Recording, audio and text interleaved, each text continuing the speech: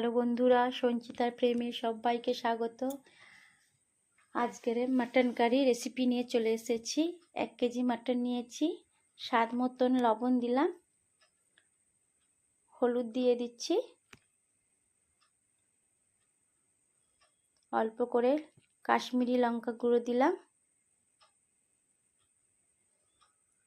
গোলমরিচ গুঁড়ো,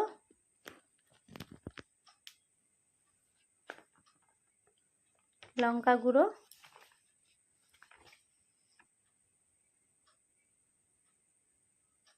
আদা রসুনের পেস্ট 2 চামচ আগে থেকেই আমি করে নিয়েছিলাম,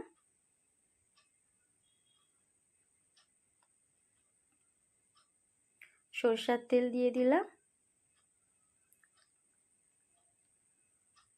কাঁচা লঙ্কার পেস্ট দিয়ে ভালো করে মাংস আর মশলাকে ভালো করে একসাথে মাখিয়ে নিচ্ছি। 1 ঘন্টার জন্য মাখিয়ে নেব। কড়াইতে তেল গরম করে আলু হলুদ লঙ্কা মাখা আগে হলুদ লঙ্কা মেখে রেখেছিলাম, কড়াই দিয়ে দেব, ভালো করে নেড়ে নেব। 5 মিনিটের জন্য ভালো করে ভেজে নিচ্ছি লাল করে। এই দেখুন কত সুন্দর লাল করে ভেজে নিয়েছি আলুগুলো। এবারে আলুগুলোকে তুলে নেব এক এক করে।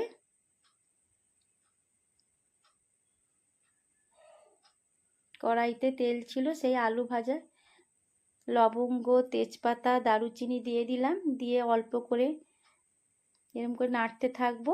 পেঁয়াজগুলি দিয়ে দিলাম, এরম করে আমি 4 কোনা করে কেটেছি, আপনারা পারলে সরু সরু লম্বা লম্বা করেও কাটতে পারেন। এই দেখুন আলু পেঁয়াজগুলোকে আমি এরম করে ভেজে নিয়েছি। এরপর এক এক করে মশলাগুলো দিয়ে দেব।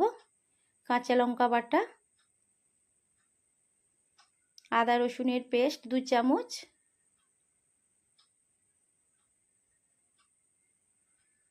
লঙ্কা গুঁড়ো,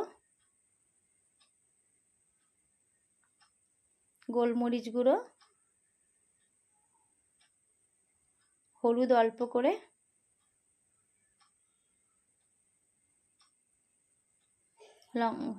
কাশ্মীরি লঙ্কা গুঁড়ো, জিরে গুঁড়ো দিয়ে মশলাগুলোকে একসঙ্গে ভালো করে মাখিয়ে মশলাগুলো কষিয়ে নিতে হবে। এরম করে দেখুন,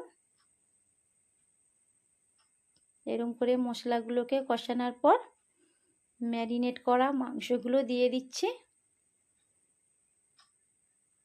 ম্যারিনেট করা মাংসগুলোকে ভালো করে এপাশ ওপাশ নেড়ে 7 মিনিটের মতন আমি নেড়ে নেব, যত সময় না তেল ছাড়ে। এই দেখুন কত সুন্দর তেল ছেড়েছে। এই দেখুন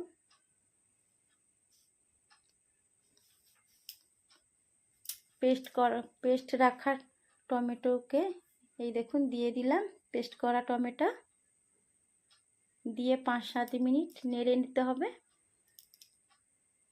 এই দেখুন এরপর ভেজে রাখা আলুগুলো দিয়ে দেব,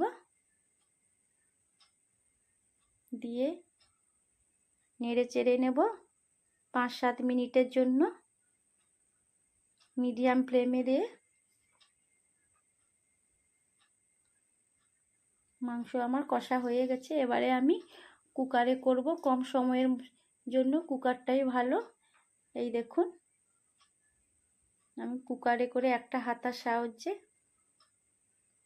কুকারে মাংসগুলো তুলে নিচ্ছি।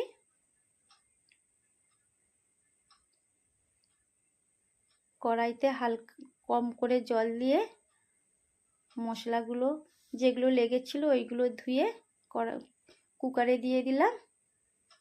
খুব বেশি জল দেব না, এইরকম পরিমাণে জল দিয়ে ঢাকা দিয়ে দেব। এই দেখুন 20 মিনিটের জন্য।